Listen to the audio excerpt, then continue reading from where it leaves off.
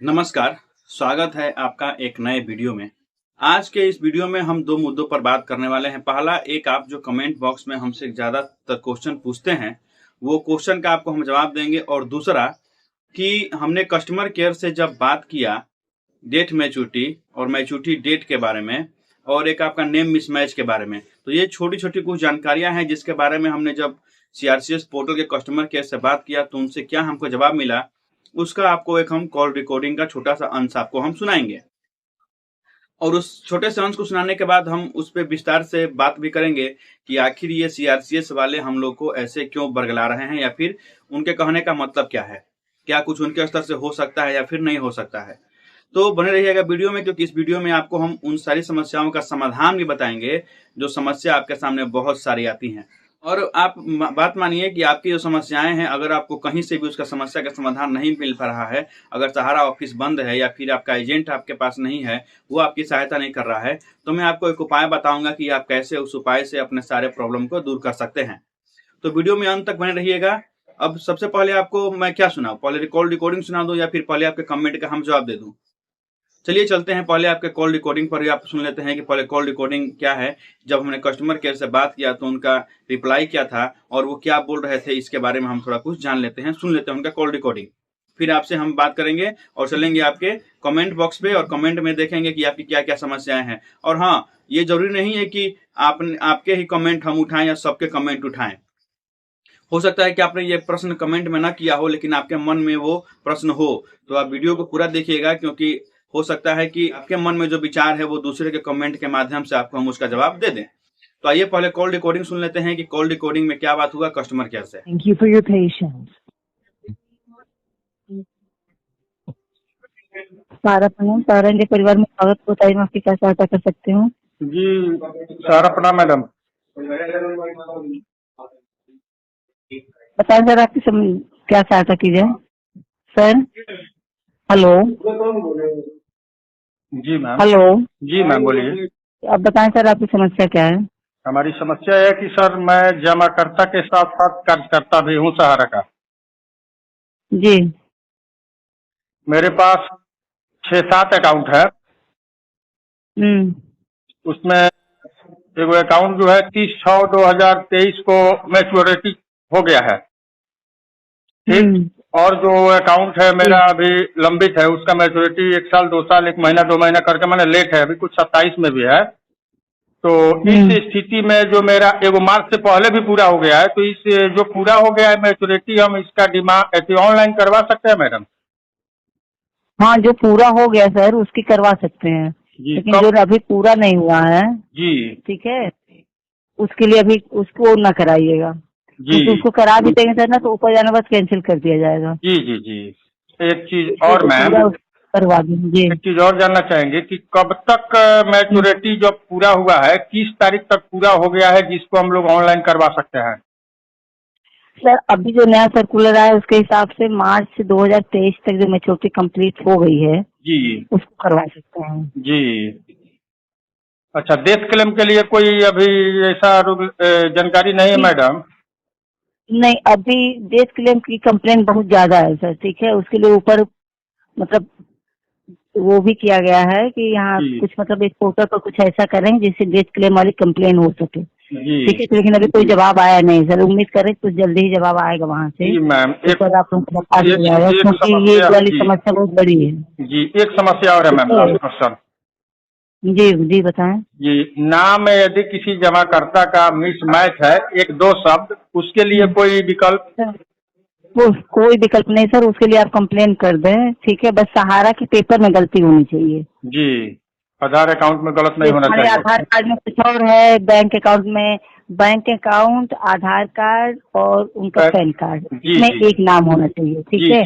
Sir जो मान लीजिए सहारा वाला जो बांड है या पासबुक है, जो उसमें अगर जो एक आध शब्द गलत है उससे कोई अंतर नहीं पड़ेगा, ठीक है। उसको आप भेज दीजिएगा, ऊपर जाने के बाद सब प्रोसेस जब होगा ना तो उसको वो लोग सही कर देंगे। जी, एक चीज पोर्टल है जी, पोर्टल जिस दिन लॉन्च हुआ मैम 18 तारीख को, उस दिन ऑनलाइन वाला जो ऑप्शन आया था ऐसे ऑनलाइन करना है, उसमें बताया गया था कि एक जमाकर्ता एक ही बार ऑनलाइन कर सकता है।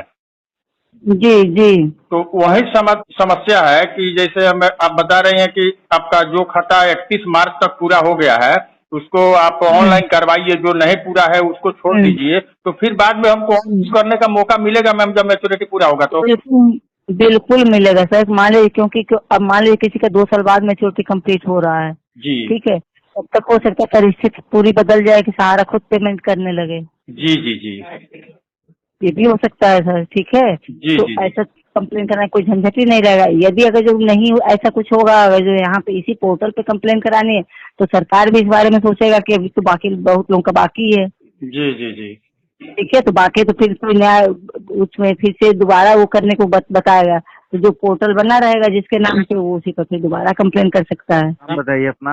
सहारा प्रणाम सर। नाम बताइए अपना। मनीष नाम है मेरा सर। कहाँ से बात कर रहे हैं? बिहार से। क्या जानकारी चाहते हैं? सर हम सहारा पोर्टल पर ऑनलाइन क्लेम किए थे अपना फॉर्म को, तो 30 दिन के बाद मेरा डिफिशियंस का मैसेज आया था। अच्छा। और कुछ दिन के बाद मेरा रीजन बताया गया है डिफिशियंस का। वहाँ पर बताया गया है सिग्नेचर मिसमैच है, सिग्नेचर नहीं मिल रहा है। हाँ, नहीं मिल रहा होगा, फिर आगे? तो सर बताइए, सिग्नेचर नहीं मिलेगा तो हम लोग कैसे? अब मैंने पैन कार्ड पर जो सिग्नेचर किए हैं वही हम सिग्नेचर वहाँ पर किए हैं, मेरा खाता में भी वही नहीं। सिग्नेचर है। हाँ, और बॉन्ड्स पेपर पर कौन सा सिग्नेचर है हमको नहीं पता है, क्योंकि हम 16-17 में बॉन्ड्स पेपर खोले हैं, सहारा में पैसा अपना जमा किए हैं। उस समय हमको कैसे पता होगा कौन सा बॉन्ड्स पेपर पर मेरा सिग्नेचर है? बताइए। इसकी जानकारी यहाँ से नहीं मिल सकती, एजेंट से बात करिए। और सर बोल रहे हैं कि अच्छा सर एक बात और बताइए, हम दोबारा से क्लेम कर सकते हैं पोर्टल पर? नहीं, नहीं कर सकते। अभी पहले इसका सुधार करिए, उसके बाद आप ट्राई करिएगा। मैंने किसका सुधार करें? जो सिग्नेचर वगैरह वाला जो आपका मैसेज आ गया है, हाँ, उसका सुधार करिए। एजेंट से हम पूछे हैं तो भी कह रहे हैं कि हमको नहीं पता है। तो अब इसमें कुछ नहीं कर सकते। गलतियां अगर आप करेंगे, नई चीजें पता रखेंगे, तो इसमें किसी अन्य के द्वारा नहीं पता चलेगा। अच्छा, तो नजदीकी ब्रांच का ईमेल उमेल आईडी दे देते तो हम वहां से जाकर संपर्क कर नहीं है, लेते। कोई नहीं है। आपको ब्रांच पे जाना होगा, नजदीकी पता करके वहाँ जाइए। अच्छा, आप लोग किस लिए बैठे हैं सर जी? बताया तो गया है। हाँ? आप लोग केवल रीजन देंगे इन्फॉर्मेशन आप? दी तो नहीं, इन्फॉर्मेशन दी तो दी गई आपको। क्या पूरा आपने जो पूछा वो बताया गया आपको। मैंने? आप लोग केवल रीजन देने के लिए बैठे हैं कि यहाँ पर मिसमैच हो। 17 में हम बॉन्ड्स पेपर ओपन करवाए हैं, आज बोल रहे हैं कि यहाँ पर गलती है, तो पोर्ट तो कुछ नहीं हो सकता है। इस बॉन्ड्स पेपर का नहीं पैसा नहीं मिलेगा जी, इस बॉन्ड्स पेपर का जो मेरा मैंने करेक्शन आ गया है, इसका पैसा नहीं मिलेगा अब? पैसा मिलेगा आपको, लेकिन चीजें सही होंगी तब तो मिलेगा।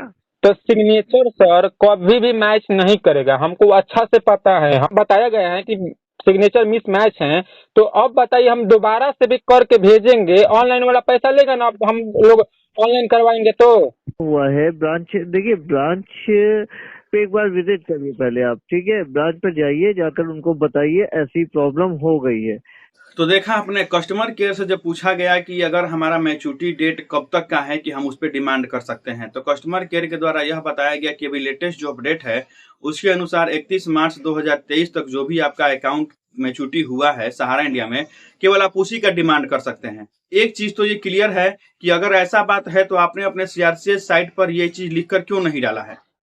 ये आपको लिख कर डालना चाहिए था। आपने सीआरसीएस साइट पर यह लिख के डाला हुआ है कि 31 मार्च 2022 तक जो भी आपका अकाउंट खुला हुआ है सहारा इंडिया में, उसको आप डिमांड कर सकते हैं। लेकिन यहाँ पे आप कह रहे हैं 31 मार्च 2023 तक जो भी आपका मैच्योरिटी पूरा हो गया उसका आप डिमांड कर सकते हैं। तो ये आधिकारिक पुष्टि ये भी नहीं हुआ। आधिकारिक मतलब ये होता है कि आप भाई अपने सीआरसीएस पोर्टल पर लिख कर डाल दीजिए, वो ना आधिकारिक हुआ। एक तो आपका कस्टमर केयर का ऐसा नंबर है कि आप 10 दिन लगाइएगा तो एक बार लगेगा। तो हर डिपोजिटर आपके कस्टमर केयर नंबर पे फोन करके ये तो पूछ नहीं सकता है कि मेरा मैच्योरिटी डेट कब का है तो हम डिमांड करें। वो तो ये जानता है कि अगर मेरे पास 4 बॉन्ड है, सहारा क्रेडिट कोऑपरेटिव का, हमारा इंडिया का, स्टार मल्टीपर्पज का और सहारियन यूनिवर्सल मल्टीपर्पज लिमिटेड का, ये अगर 4 बॉन्ड है तो हमको डिमांड कर देना है। और होना भी यही चाहिए, क्योंकि आप तो हमको मैच्योरिटी अमाउंट दे नहीं रहे हैं, आप हमको केवल अभी मूलधन अमाउंट दे रहे हैं, वही मूलधन में केवल 10,000 रुपए दे रहे हैं। तो फिर यहाँ पर मैच्योरिटी डेट की बात कहाँ से आ गई? और चूंकि सहारा इंडिया में ये चारों स्कीम बंद हो चुके हैं, तो फिर आप पोर्टल पर कब इसका ओपन कीजिएगा ऑनलाइन करने के लिए, कब नहीं ओपन कीजिएगा, कौन जानता है। तो होना ये चाहिए था कि अभी तक हमारा जितना उसमें जमा है और उस पर जितना ब्याज बना है, आप वो हमारा पूरा पैसा लौटा दीजिए। अगर हमारा मैच्योरिटी 2017 में 18 में पूरा हो गया है, आपके अनुसार अगर आप हमको केवल मूलधन देना चाहते हैं, या मैच्योरिटी जो 31 मार्च 2023 तक पूरा हुआ है आप वही पैसा देना चाहते हैं, तो फिर आप हमको विलंब का ब्याज भी दीजिए जो मेरा विलंब हुआ है। मेरा 2020 में ही मैच्योरिटी पूरा हो गया है, अभी 23 चल रहा है, मेरा पैसा नहीं मिला है, तो ये 3 वर्ष का ब्याज भी आपको देना चाहिए ना। जब आप मैच्योरिटी डेट के हिसाब से दे रहे हैं, तो फिर ये जो मेरा 3 साल का जो विलंब हुआ है उसका भी ब्याज आप दीजिए। तो आप मैच्योरिटी का बात तो कर नहीं रहे हैं, मैच्योरिटी अमाउंट का बात कर नहीं रहे हैं, आप बस कल मैच्योरिटी डेट का बात कर रहे हैं। तो ये बहुत सारी समस्याएं हैं। दूसरा ये बात कर रहे हैं कि अगर नेम में मिसमैच है, तो कस्टमर केयर का यही कहना है कि अगर आपका आधार कार्ड, बैंक और पैन कार्ड ये तीनों चीज में नाम आपका सेम है, जैसे मान लीजिए कि आपका नागेंद्र कुमार में लास्ट में RA है, पैन कार्ड में भी, आधार कार्ड में भी और बैंक में भी, और अगर आपने सहारा में जमा किया था जो बॉन्ड, उसमें लास्ट में ER हो गया है, या कुमार छूट गया है सहारा में, या सहारा में आपका सिंह छूट गया है, और आपका आधार, पैन और आपका बैंक में जो नाम है वो नागेंद्र कुमार सिंह है, और आपका सहारा में सिंह छूट गया है, तो ऐसे में आप डिमांड कर दीजिए, वो लोग सहारा में उसको एडिट कर देंगे, सुधार देंगे, सिंह करके आपका पेमेंट आपको दे देंगे। यही CRCS पोर्टल के अधिकारी के द्वारा कहा गया है। तो आप देख लीजिएगा, आपका आधार, पैन और बैंक ये तीनों में आपका नाम सेम होना चाहिए। अगर नाम सेम है तो CRCS के अनुसार आप उसको डिमांड कर दीजिए, वो लोग वहां पर सुधार कर आपका पेमेंट कर देंगे।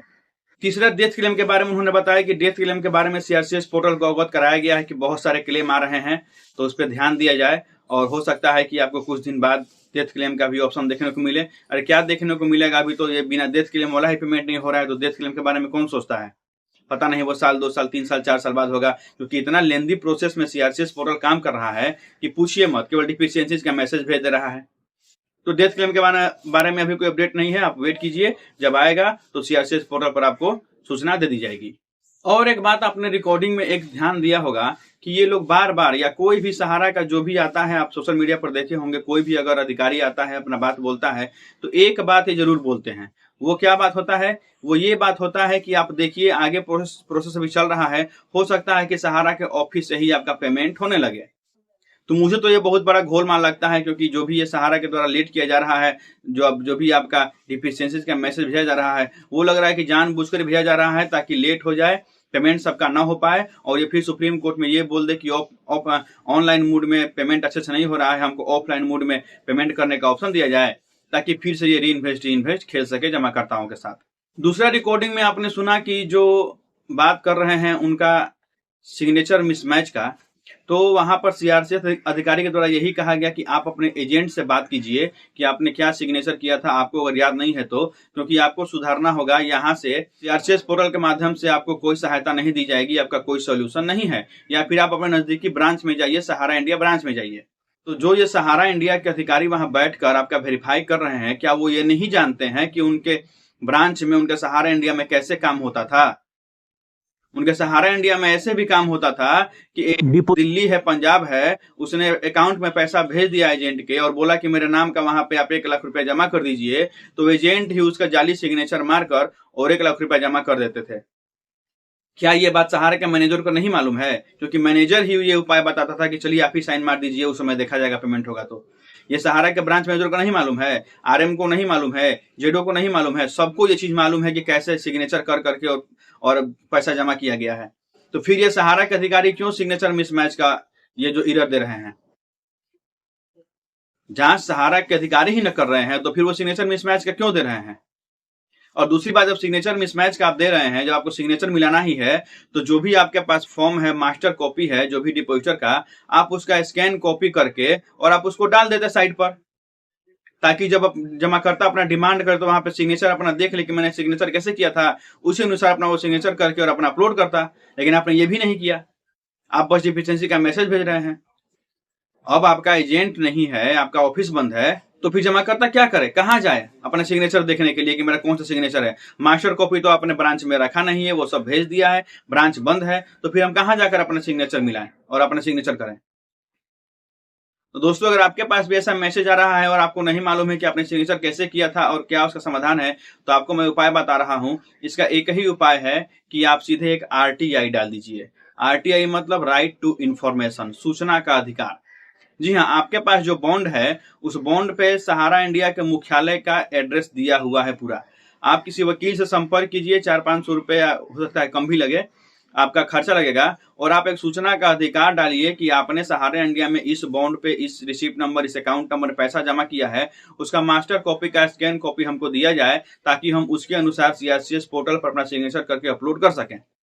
या आपके पास जो भी समस्या है, आपको जो भी डॉक्यूमेंट चाहिए, आपके पास बॉन्ड नहीं है सहारा का, आपको डुप्लीकेट बॉन्ड चाहिए, या आपका जो भी समस्या हो, तो आप एक RTI डाल सकते हैं सहारा इंडिया के ब्रांच ऑफिस में, जो भी आपका मुख्यालय है वहां पर, और RTI डालकर आप उसका जवाब मांग सकते हैं सहारा से। वो बाप बाप करके आपको आपका जवाब देंगे, क्योंकि RTI आपको नहीं मालूम है तो सूचना का अधिकार जो है वो आपका हक है, आप वो सूचना मांग सकते हैं और सहारा इंडिया आपको सूचना देगी। तो आप ऐसे अपना जान सकते हैं कि आपका सिग्नेचर कैसा है, आपका अकाउंट नंबर कौन सा है, आपका बॉन्ड खो गया है तो बॉन्ड दूसरा आप ले सकते हैं। तो आप एक RTI डाल दीजिए, इससे आपको बहुत फायदा होगा।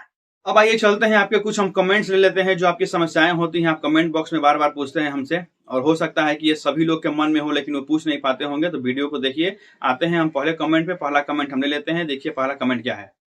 अवधेश लाल जी का कमेंट है कि मेरे मोबाइल नंबर पर डिफिशियंसी कम्युनिकेटेड का मैसेज आया है, बट पोर्टल पर अंडर प्रोसेस दिखा रहा है।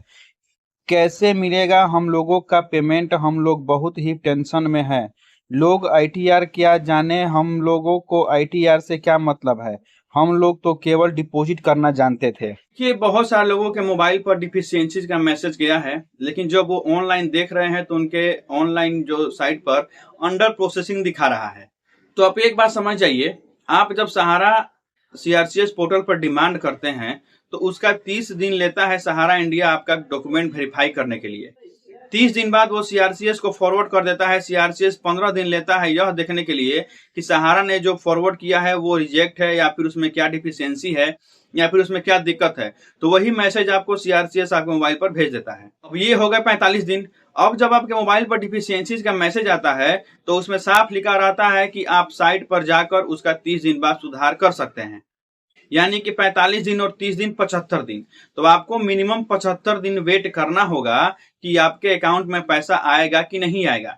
यानी 75 दिन में आपके साइट पर जो है आप देखिएगा, तो जो आपका 45 दिन खत्म हो रहा है, उसके बाद जो 30 दिन आपको दिया जा रहा है आपको वेट करने के लिए कि आप सुधार सकते हैं, वहां पर आपको डिफिशियंसी कम्युनिकेटेड का एक ऑप्शन आ जाएगा।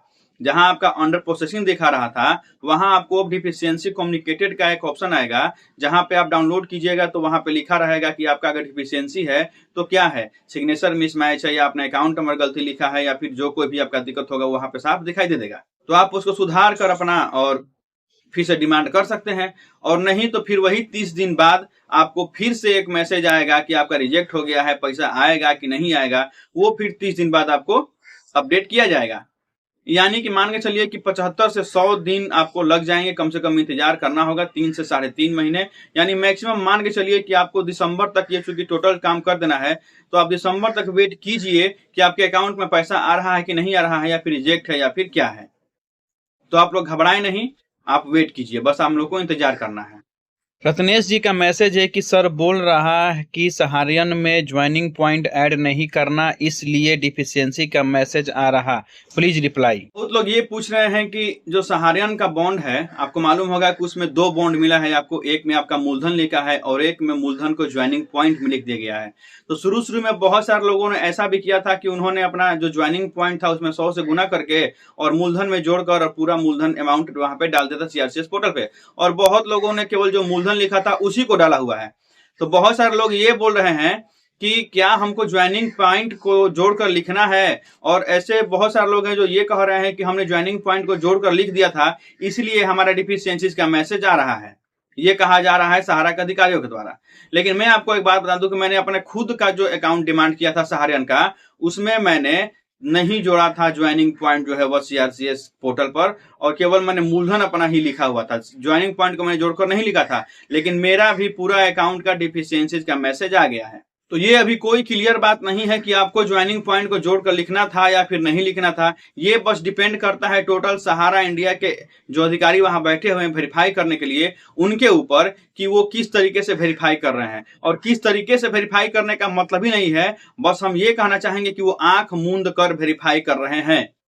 क्योंकि जिनका ज्वाइनिंग पॉइंट जोड़कर लिखा गया है उनको भी डिफिशियंसी आया है, और जिनका नहीं लिखा गया है ज्वाइनिंग पॉइंट जोड़कर उनको भी डिफिशियंसी आ रहा है। क्या प्रोसेस है उनका वेरीफाई करने का, ये किसी को समझ में नहीं है। मुझे तो बस यही लगता है कि वो कसम खाकर बैठे हैं कि सबको डिफिशियंसी भेज देना है। अगर आपने 50 अकाउंट का डिमांड किया है तो 2 अकाउंट छोड़कर बाकी सबको डिफिशियंसी भेज देना है। बस वो यही कर रहे हैं और कुछ नहीं कर रहे हैं। तो आप लोग निश्चिंत रहें, आपने जैसे भी डिमांड किया है वो सही किया है, क्योंकि जो आपका ज्वाइनिंग पॉइंट है वो भी तो आपका मूलधन है ना।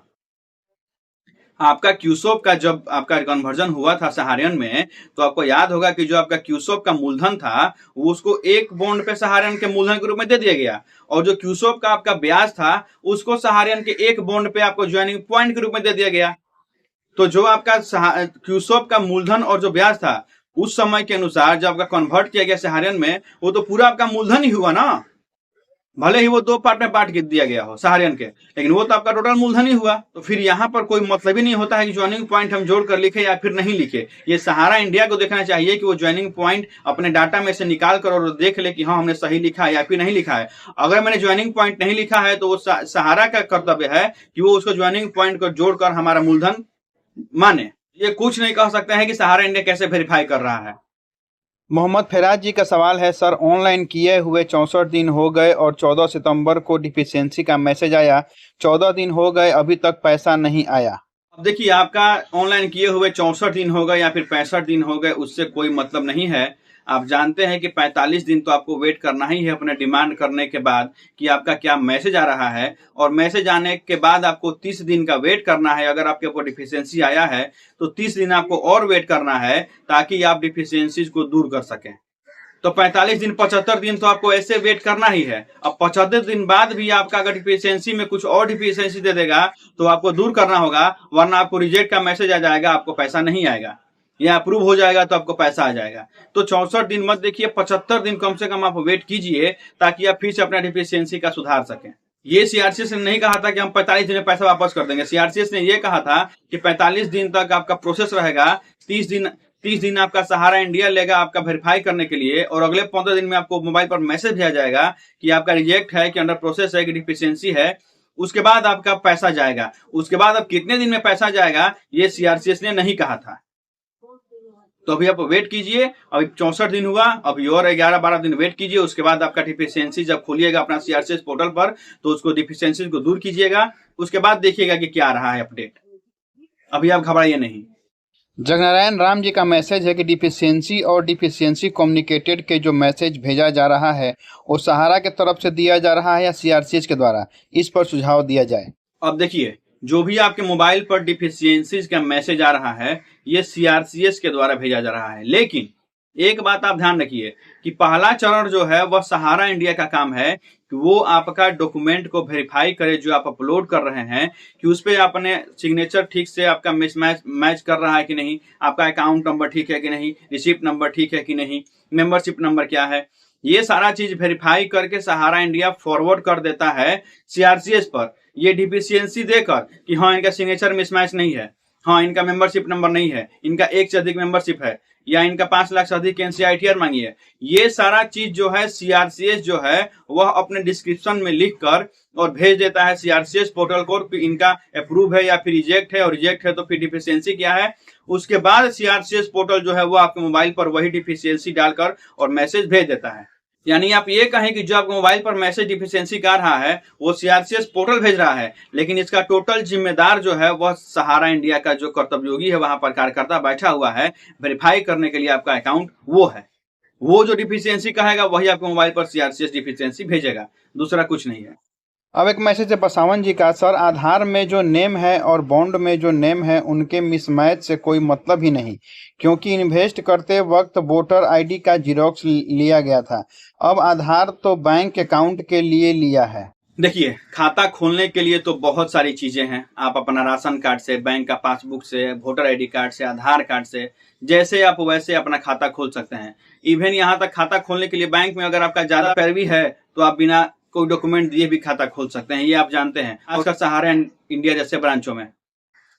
तो खाता खोलने के लिए कोई रिस्ट्रिक्शन नहीं है, लेकिन हाँ, जब आप पैसा लेने जाइएगा तब मिलाया जाता है कि आपका सिग्नेचर मैच है कि नहीं, आप ही वो आदमी है कि नहीं, फोटो मिल रहा है कि नहीं, आपका आधार कार्ड है कि नहीं, पैन कार्ड है कि नहीं, वोटर आईडी कार्ड है कि नहीं, जन्म प्रमाण पत्र है कि नहीं। ये बहुत सारे डॉक्यूमेंट आपसे पूछे जाते हैं जब पेमेंट लेने आप जाते हैं तब। तो अभी चूंकि सीआरसीएस के द्वारा पेमेंट किया जा रहा है और यहाँ पर आधार मैंडेटरी है, चूंकि आधार से ही आप लॉगिन कीजिएगा, आपको मोबाइल पर ओटीपी जाएगा, तो फिर आधार आपके पास होना चाहिए और आधार में जो नाम है वही नाम आपका बैंक में होना चाहिए और वही नाम आपका पैन कार्ड में होना चाहिए, तभी आपका पेमेंट मिल पाएगा। भले ही आपका सहारा के बॉन्ड में नाम कुछ भी हो, कुछ भी मतलब कि सेम बदलना नहीं चाहिए, 1-2 लेटर का अंतर हो या फिर कुमार नहीं हो या फिर टाइटल नहीं हो आपका, तो ऐसे चल जाएगा, लेकिन टोटल नाम चेंज नहीं होना चाहिए। तो आप एक बात ध्यान रखिएगा कि आपके आधार कार्ड में, पैन कार्ड में और बैंक अकाउंट में नाम आपका सेम हो और आपका पेमेंट हो जाएगा। आप अपना आधार से डिमांड कीजिए। ध्रुव वर्मा जी लिखते हैं कि महोदय, आपको मालूम होना चाहिए कि सुप्रीम कोर्ट ने कहा तो है ऑनलाइन करने के लिए, लेकिन कोर्ट ने यह नहीं कहा है कि केवल निवेशकों को 10,000 रुपये केवल मिलेगा। यह फंडा तो सरकार चला रही है कि पहला भुगतान 10,000 मिलेगा। सरकार तो इसके पीछे फाउंडेशन लगाकर लोगों की वाहवाही लूटना चाह रही है। देखिए, हम मानते हैं कि सुप्रीम कोर्ट ने यह कहा है कि आप पैसा दीजिए, सीआरसीएस को बोला है कि आप पैसा दीजिए, जो भी सहारा सेबी के अकाउंट में 26,000 करोड़ रुपए जमा है, उसी पैसा को सुप्रीम कोर्ट ने कहा है कि आप सहारा के जो भी जमा करता है उनको लौटा दीजिए। सुप्रीम कोर्ट ने ये गाइडलाइन नहीं दिया था सीआरसीएस को कि आपको ऐसे पैसा लौटाना है, मतलब कि किस तरह आप पैसा लौटा सकते हैं। आप शुरू में 5,000 दीजिए या फिर 10,000 दीजिए या फिर बैंक आप सीधे ऑफलाइन मोड में दीजिए या फिर ऑनलाइन मोड में दीजिए, ये सुप्रीम कोर्ट ने नहीं कहा था। सुप्रीम कोर्ट ने बस ये कह दिया था कि आप 26,000 करोड़ रुपए बांट दीजिए सहारा के जो भी जमा करता है। अब सीआरसीएस पोर्टल ने ये अपना नियम बनाया है कि हम शुरुआत में 10,000 रुपए देंगे। अब सीआरसीएस ये भी कर सकता था कि शुरू में केवल 5,000 रुपए, या फिर ये कहता कि जिनका केवल 10,000 रुपए है सहारा इंडिया में ब्याज सहित या फिर बिना ब्याज के, वही केवल डिमांड करे, हम केवल उन्हीं का पैसा देंगे। ये भी सीआरसीएस कर सकता था। सीआरसीएस ये भी कर सकता था कि ब्याज सहित सबका पेमेंट देने का अपने साइट पर डाल सकता था, या फिर सबको केवल शुरुआत में 5,000 देता या फिर 30,000 देता, एक लिमिट टाइम पीरियड बांध देता कि इतने दिन तक जिसका डिमांड होगा उसको हम ब्याज सहित पैसा दे देंगे। तो सीआरसीएस पोर्टल को जैसे मन वैसे वो पेमेंट करेगा, उसमें कोई हस्तक्षेप नहीं है सुप्रीम कोर्ट का। शुरुआत में सुप्रीम कोर्ट ने भी यही कहा है कि आप उसमें से 5,000 करोड़ रुपए दीजिए डिपोजिटर को। तो जब 5,000 करोड़ रुपए सीआरसीएस बांट देगा, उसके बाद फिर वो जाएगा सुप्रीम कोर्ट में और बोलेगा कि हमने 5,000 करोड़ रुपए बांट दिए, मेरे पास और 21,000 20,000 करोड़ रुपए हैं सहारा सेबी का, हमको अलाउ कीजिए कि हम वो भी पैसा सारे डिपोजिटर को बांट दें। तब सुप्रीम कोर्ट अलाउ करेगा, फिर वो 26,000 करोड़ जो भी 21,000 करोड़ रुपए बाकी है वो फिर से डिपोजिटर में बांटा जाएगा। हो सकता है कि अगला पेमेंट आपका 20,000 या फिर 30,000 रुपए आए। तो ये सीआरसीएस पोर्टल पर डिपेंड करे कि वो आपका पेमेंट कैसे करेगा। सुप्रीम कोर्ट बस ये जानता है कि आपका पैसा देना है, तो उसने आदेश दे दिया कि पैसा आप दे दीजिए। अब सीआरसीएस कैसे करेगा वो सीआरसीएस जानता है। तो आज के लिए इस वीडियो में बस इतना ही। अगर आपके मन में कोई प्रश्न होगा तो कमेंट बॉक्स में जरूर बताइएगा। और एक बात आपसे हम हाथ जोड़कर आपसे अपील करेंगे कि बहुत सारे जगहों पर यह देखा जा रहा है कि बहुत गरीब जनता ऐसे हैं, बहुत गरीब डिपोजिटर ऐसे हैं कि जिनका डिफिशियंसीज का मैसेज आने के बाद उनकी तबियत खराब हो गई। बहुत लोग जो है वो आत्महत्या करने की कोशिश कर रहे हैं या धमकी दे रहे हैं कि अपनी जान ले लेंगे। तो आपसे नम्र निवेदन है कि आप लोग ऐसा कभी मत कीजिएगा, क्योंकि आपका जीवन जो है वह बहुमूल्य है। केवल 10,000 रुपए या फिर आपका 1,00,000 रुपए ही है, उसके लिए आप अपना जीवन समाप्त मत कीजिए। हम मानते हैं कि आपके ऊपर बहुत सारी समस्याएं हैं, आप दबाव में हैं, लेकिन वैसे 1,00,000 रुपए आप बहुत कमा लेंगे अगर आप जीवित रहेंगे। तो उसके लिए आप अपने जीवन को दांव पर मत लगाइए, क्योंकि ये आपकी तरफ से गलती नहीं है। अगर आपने कुछ गलती किया होता तो मान सकते हैं कि आप अपने आप को दंड दे सकते थे, लेकिन ये आपकी कोई गलती नहीं है। ये गलती साक्षात एकदम सहारा इंडिया और जो हमारा वर्तमान सरकार है उनकी है कि वो गरीबों को परेशान कर रहे हैं। तो आप बस धैर्य बांधे रखिए। समय अभी खराब चल रहा है, समय आएगा, अच्छा आएगा। एक एक पैसा आपका मिलेगा। लड़ाई हम लोग लड़ेंगे, मरते दम तक लड़ेंगे। जब तक आपका एक एक पैसा और अंतिम जमाकर्ता का पैसा नहीं आ जाएगा तब तक हम लोग लड़ाई लड़ते रहेंगे। और आपसे नम्र निवेदन है कि आप अपने आप को हानि मत पहुंचाइए, अपने आप को मजबूत कीजिए। समय खराब चल रहा है, उस थोड़ा लड़िए समय के साथ, फिर समय अच्छा आएगा। अगले वीडियो में आपसे अगले अंक में अगले किसी अपडेट के साथ। तब तक के लिए नमस्कार।